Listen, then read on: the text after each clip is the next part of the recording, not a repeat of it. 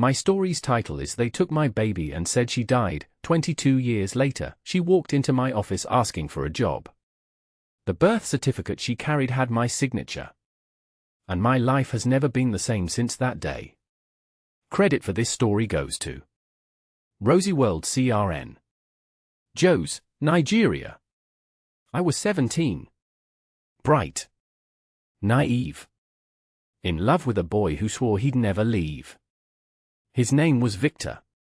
He was 21, in final year. I was in SS3, just learning what heartbreak felt like, until I felt his hand in mine and believed I was safe. But safety was an illusion. Because the moment I got pregnant, everything changed. He said, "You know I love you, but I'm not ready for this." Then he left. My father beat me when he found out. My mother cried for days. I was sent to my aunt in another state to remove the shame from this family. I gave birth in a government hospital. A baby girl. My baby. I held her for exactly 12 minutes before a nurse came in, whispered to another, and they both took her away. I waited. And waited. Then a doctor walked in and said, "We're sorry. The baby didn't make it." I screamed. "What do you mean?" I heard her cry. I held her.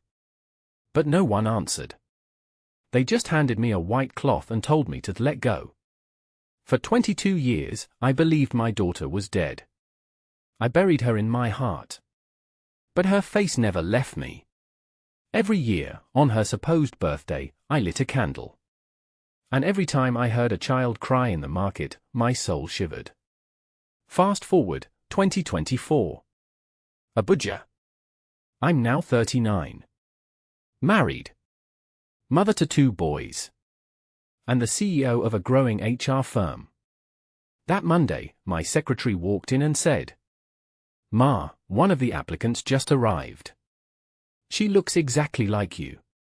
I frowned. Exactly like me. It's scary, Ma. Come and see for yourself. I walked to the reception. And stopped breathing. She looked like my twin from 20 years ago. Same nose. Same smile. Same birthmark on the neck. She stood up and smiled politely. "Good afternoon, Ma." "Good afternoon. What's your name?" "Amarachi Victor." My knees buckled. Victor. Her father. "Where are you from?" I asked. "Jos, Ma. But I grew up in Makurdi. I was adopted." My adoptive parents told me the truth when I was 16. That I was taken from a young mother after birth, but they never knew who she was. "I only have this." She handed me a worn envelope. Inside was a birth certificate. My name. My signature. My handwriting. I fell to the floor.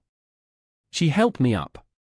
I looked into her eyes and whispered, "I'm your mother." She froze. Tears filled her eyes. She began to tremble. I felt it. I've always felt her spirit around me. I didn't know how to find you. We held each other and cried. My staff stood in silence, some wiping tears. That day, I cancelled every meeting. We went home. My husband opened the door and said, "Now I understand why no other daughter ever fit." The truth unraveled slowly.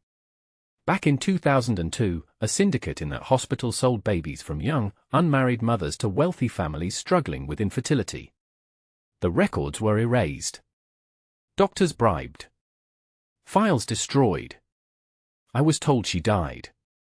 But she was sold. Her adoptive parents were kind. We met them. They wept and apologized. We didn't know she was stolen. We're grateful she found you. They gave their blessing. Amarachi now lives with us. She didn't want a job anymore. She just wanted time.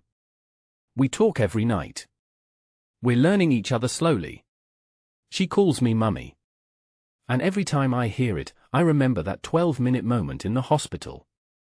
now multiplied into eternity. We went to Joe's together. Visited the old hospital. It had been shut down. But we lit a candle at the gate. To the child they thought they buried. From stolen baby. To found legacy. From lie. To life. From scar. To miracle.